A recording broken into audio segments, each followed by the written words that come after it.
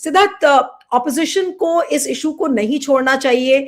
ये अपने आप में एक जटिल सवाल है कि ऑपोजिशन इस इशू को कितना उठाएगा, क्योंकि बार बार ये होता है, लोग कहते हैं कि अरे प्राइम मिनिस्टर की पर्सनल छवि इसमें इन्वॉल्व है, क्यों प्राइम मिनिस्टर को इसमें घसीटा जाए। बार बार ये बातें होती हैं कि प्राइम मिनिस्टर से क्यों हम ये प्राइम मिनिस्टर का नाम हम ले ही क्यों, भले ही जेफरी एप्स्टीन ने अपने ईमेल्स में इसका मेंशन किया हो। लेकिन क्या आज प्रधानमंत्री मोदी का इसमें हमें नाम लेना चाहिए या नहीं लेना चाहिए, क्योंकि ये एक बार नहीं है, कितनी बार प्रधानमंत्री का मोदी का नाम आ रहा है। और अब तो इन दस्तावेजों में ये भी साफ है कि अनिल अंबानी लीडरशिप की बात कर रहे हैं। लीडरशिप में Modi, Arun Jaitley who was the then finance minister, उनकी भी बात हो रही है। तो क्या मोदी का इसमें नाम घसीटा जाना चाहिए या नहीं घसीटा जाना चाहिए? देखिए, एप्स्टीन फाइल में नाम आने के बाद कोई एप्स्टीन फाइल में केवल अमेरिकियों का नाम नहीं आया है, हिंदुस्तानियों का नाम नहीं आया है, दुनिया भर के दूसरे लोगों का भी नाम आया है। तो दुनिया भर के दूसरे लोग एप्स्टीन फाइल में नाम आने पर क्या कर रहे हैं? नॉर्वे के एक मिनिस्टर ने रिजाइन कर दिया। इंग्लैंड के एक पीटर मेंडलसन करके व्यक्ति हैं जो कि वहां के लेबर पार्टी के बहुत बड़े नेता हैं, पहले मिनिस्टर रह चुके हैं, उन्होंने रिजाइन कर दिया। तो मामला अब ये नहीं है कि आप क्या कर रहे हैं नहीं कर रहे हैं, दुनिया में दूसरे लोगों के साथ भी तो ये हो रहा है, और दूसरे लोग क्या कर रहे हैं तो दुनिया में जो हो रहा है उससे आप बच के नहीं रह सकते, आप इम्यून नहीं होंगे। ये एक तरह से, जिस तरह से बोलते हैं ना, कोविड आया था तो भले वो चीन में शुरू हुआ होगा लेकिन वो फैलते फैलते भारत में भी आ गया, भले 2 महीना देरी से आया होगा। तो ये एक एप्स्टीन फाइल जो है ये कोविड जैसा दुनिया भर की एक महामारी है, एक पैंडेमिक है। इसके ये सोच के चलना कि ये चीन में है, अमेरिका में है, अभी हिंदुस्तान में नहीं आया है, ऐसी बात नहीं है। ये सब जगह फैल रहा है और फैलते ही चला जाएगा, इसको आप रोक नहीं सकते। दूसरी बात यह है कि मेरे ख्याल से वो रोक नहीं सकते। इस चीज का पूरा अंदाजा विपक्ष को है। जैसा आपने पूछा विपक्ष को क्या करना चाहिए, अभी जहां तक मेरी जानकारी 1 घंटा पहले विपक्ष ने लोकसभा में, क्योंकि अब सेशन चल रहा है, लोकसभा में एडजर्नमेंट मोशन भी मूव किया इस विषय पर चर्चा करने के लिए, जो कि सही बात है। यहाँ पर मुद्दा बहुत सिंपल सा है नीलू जी, कि कोई अगर सार्वजनिक रूप से कोई सवाल उठता है तो या तो उसका एक जवाब होता है या तो मौन होता है। सवाल के जवाब में पूछने वाले की नीयत पर वापस आप अगर सवाल उठाएंगे तो देखने वाली पूरी दुनिया को मालूम पड़ जाएगा कि आपको जवाब नहीं आता। बच्चे को भी हम परीक्षा में भेजते हैं तो उसको यही कहते हैं कि भैया कोई सवाल आता है तो जवाब दे देना, नहीं आता है तो छोड़ देना। लेकिन उसमें ये नहीं लिख सकते कि सीबीएसई बोर्ड पर सवाल कर दो कि इस तरह का सवाल तुमने क्यों किया है, वो अलाउड नहीं होता है। आपके कार्यक्रम में आपने मुझे बुलाया, कई बार ऐसा होता है, आप मुझे किसी कार्यक्रम में बुलाती हैं, मैं बोलता हूँ मैडम हमसे वो संभव नहीं है क्योंकि उस सब्जेक्ट का मुझे पता नहीं है। तो या तो मैं मुझे किसी चीज का सवाल उठा तो उसका जवाब देना होगा, या तो मैं उसको जवाब नहीं दूंगा, मौन रहूंगा। उल्टा में सवाल पूछने वाले की नीयत पर सवाल पूछने का कहीं कोई सिस्टम दुनिया भर में नहीं है। ये जो भाजपा ने कर दिया, ये सबसे बड़ी गलती इन्होंने कर दी कि कल इन्होंने सवाल पूछने वाले की नीयत पर ही सवाल कर दिया। और क्योंकि भाजपा सरकार ने जवाब देने के बदले वैश्विक सवाल की नीयत पर सवाल कर दिया, इसीलिए अब हो ये गया है कि मेन स्ट्रीम मीडिया, कल तक ये मामला मेन स्ट्रीम मीडिया में नहीं था, आज ये मेन स्ट्रीम मीडिया में आ गया है। आज का हिंदू का ये हेडलाइन है, हिंदू का हेडलाइन ये कह रहा है, देखिए पढ़िए हिंदू का हेडलाइन क्या कह रहा है। अब ऐसा हेडलाइन आने लगे। आज का द हिंदू का हेडलाइन कहता है कि अनिल अंबानी और एप्स्टीन के बीच में 2017 से 2019 तक संपर्क था। ये कह रहा है, देखिए ये कह रहा है कि 2017 से लेके 2019 तक अनिल अंबानी और एप्स्टीन के बीच में संबंध था। अब ऊपर से ये भी कह रहा है कि 2017 में, ऊपर से फिर ये हिंदू का अखबार ये भी कह रहा है कि भारतीय पीएम के अमेरिकी यात्रा में लोगों से मीटिंग करवाने की गुजारिश भी की गई थी। मतलब ये अनिल अंबानी कर रहे हैं, ऐसा हिंदू का कहना है। अब सवाल ये उठता है कि अनिल अंबानी तो वो हैं जो इलेक्ट्रल बॉन्ड में 410 करोड़ रुपया बीजेपी को देते हैं, वो राम मंदिर ट्रस्ट में भी दान देते हैं बीजेपी को। मेडिसन स्क्वायर गार्डन में मोदी सरकार जब 2014 में सबसे पहली बार जीती थी तो बहुत बड़ा एक कार्यक्रम हुआ था जिसको कि ओवरसीज फ्रेंड्स ऑफ बीजेपी ने किया था, मोदी सरकार के जीत का जश्न, जिसमें कि 20,000 लोग टिकट लेके हिंदुस्तानी लोग पहुंचे थे। उसमें राम माधव जैसे लोग पहुंचे हुए थे, उसमें राज्यवर्धन सिंह राठौड़ जो बीजेपी के एमपी थे वो पहुंचे हुए थे, उसमें अनिल अंबानी भी पहुंचे हुए थे। ऐसा विषय अब हो गया है कि इसके जवाब में आप सवाल पूछने वाले की नीयत पर सवाल नहीं कर सकते। आप ये नहीं कह सकते कि जेफरी एप्स्टाइन तो गलत आदमी था, वो गलत आदमी था तो आप मिल क्यों रहे थे। सवाल यही उठता है सवाल यहाँ पर ये नहीं है इन्वॉल्वमेंट का, सवाल है जजमेंट का।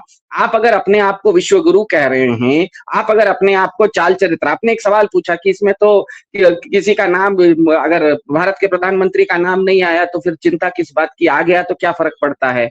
आप ये जो जेफरी एप्स्टाइन का फाइल है, मैंने आपको एक स्क्रीनशॉट भेजा था, उसको ये जो ये 32 लाख, करीब करीब 35 लाख पेपर हैं इसमें, 35 लाख पेपर, 35 लाख दस्तावेज हैं। अब 35 लाख पन्नों का ये पेपर है, तो इसको सर्च करने के लिए उन्होंने एक वेबसाइट बनाया है, डिपार्टमेंट ऑफ जस्टिस अमेरिका ने जो रिलीज किया है। उसमें अगर आप वर्तमान भारत के प्रधानमंत्री का नाम डालते हैं तो वो दिखाता है कि 32 बार उनका नाम आया है। मैंने अपना भी नाम डाल के देखा, एक बार भी नहीं आया। आप मीनू जी का नाम डाल के देखिए, उनका भी शायद नाम नहीं आएगा। विवेक देशपांडे जी का भी नाम नहीं आएगा।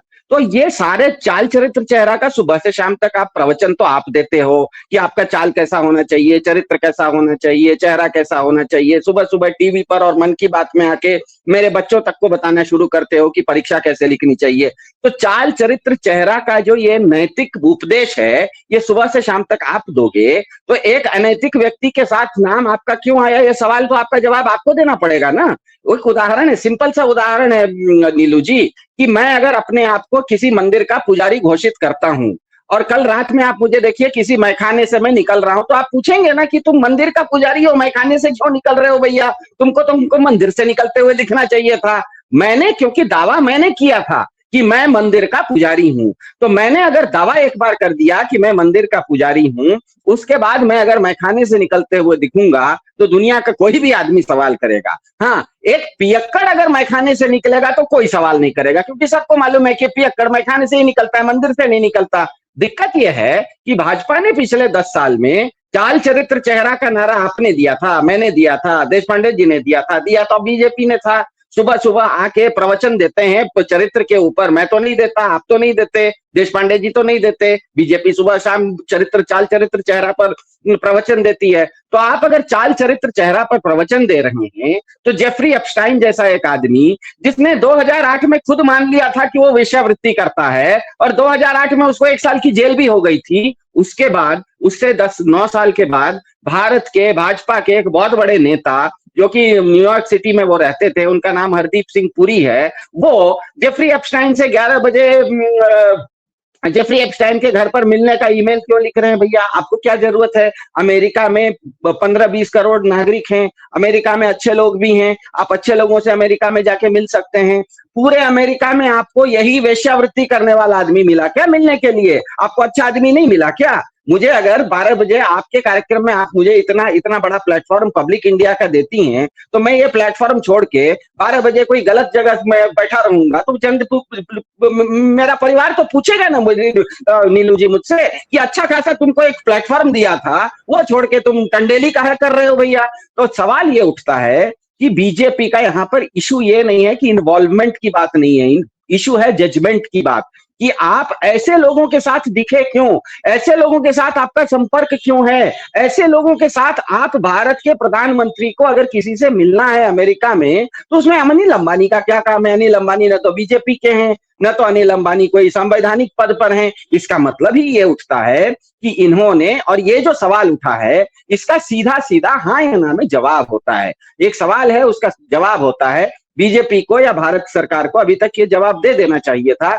कि हमारा जेफरी एप्स्टाइन से कोई लेना देना नहीं है, वहां पर जो भी नाम आ रहे हैं वो पूरी तरह से झूठे हैं। उन्होंने ये जवाब नहीं देके जेफरी एप्स्टाइन के कैरेक्टर पर सवाल उठाया। अब जेफरी एप्स्टाइन का कैरेक्टर तो वो खुद ही बोल चुका है 2008 में कि हम वेश्यावृत्ति करते हैं, तो सवाल तो वापस आपके ऊपर उठता है कि वो वेश्यावृत्ति करने वाले आदमी के साथ आप उठ क्यों बैठ रहे थे?